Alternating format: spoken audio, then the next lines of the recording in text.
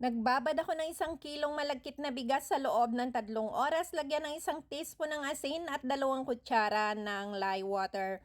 Haluin lang natin ito at iset aside habang nagsasalab tayo ng dahon ng saging.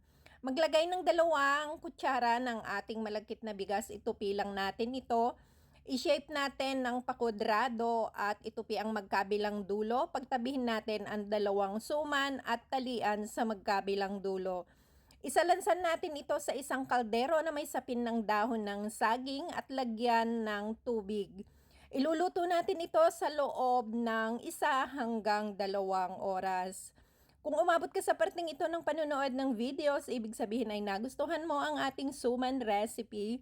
Huwag kalilimutang i-comment sa ibaba kung taga saan ka para alam ko kung hanggang saan umaabot ng aking video recipe. Ang sausawan na ginawa ko dito ay kinayod na niyog na nilagyan ng asukal. Pwede rin kayong gumawa ng coconut sauce. Ilalagay ko na lang sa comment section ang procedure.